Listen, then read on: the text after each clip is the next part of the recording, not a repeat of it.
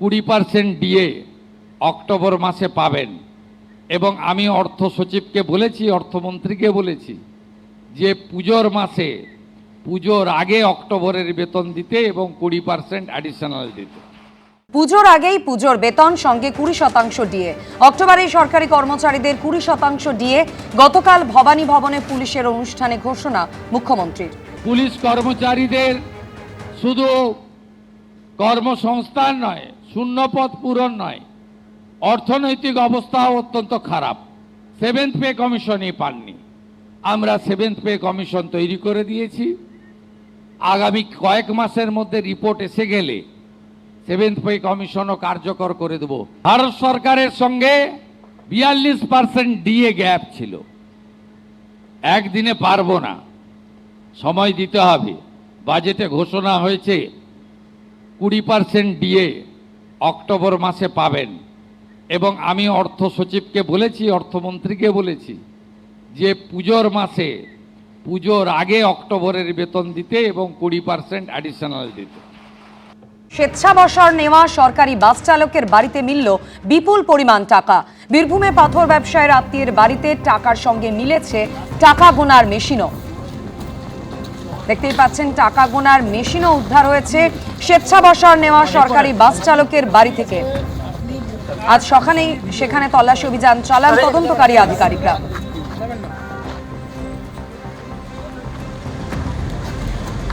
এই বিষয় নিয়ে আরো বিস্তারিত আমাদের জানাবেন প্রতিনিধি ভাস্কর মুখোপাধ্যায় সঙ্গে রয়েছেন। ভাস্কর,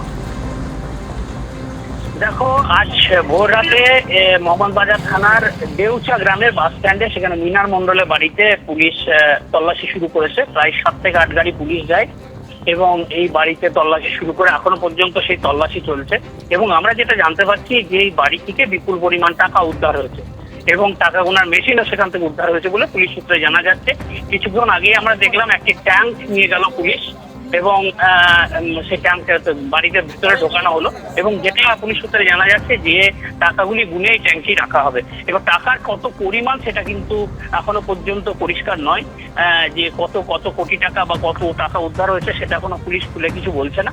কিন্তু এই টাকা কেন এর কাছে এলো, অর্থাৎ মিনার মণ্ডলের বাড়িতে, সেই বিষয়টা তদন্ত করছে পুলিশ। কারণ মিনার মণ্ডল তিনি সরকারি বাসের একজন ছিলেন, কন্ট্রাক্টর ছিলেন এবং তিনি বেশ কয়েক বছর আগেই তিনি সেখান থেকে রিটায়ার করেছেন এবং তার কাছে এই বিপুল পরিমাণ টাকা এবং বেশ কিছু সোনার গয়না উদ্ধার হয়েছে বলে আমরা জানতে পারছি। এইগুলি কোথা থেকে এলো সেই বিষয়টি এখন তদন্ত করছে পুলিশ এবং এই মুহূর্তে বাড়ির ভেতরে টাকা গোনার কাজ চলছে। গোটা বাড়ি পুলিশ ঘিরে রেখেছে এবং পরিবারের লোকজন ছাড়া ভেতরে ঢুকতে দেওয়া হচ্ছে না।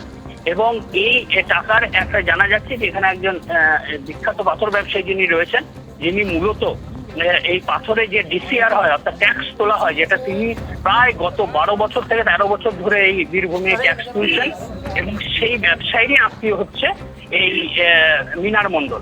এবং সেখানে একটা সন্দেহ জানছে যে সেই ব্যবসায়ীর টাকা এর ঘরে ছিল কিনা, সেটাও এখন জানার চেষ্টা করছে পুলিশ। এই মুহূর্তে এখন তল্লাশি চলছে বাড়ির ভেতরে। অবশ্যই তল্লাশির দিকে আমাদের নজর থাকবে। আপাতত ভাস্কর, ধন্যবাদ। হুগলির গুরাপে গ্রেপ্তার তৃণমূলের গ্রাম পঞ্চায়েত প্রধান।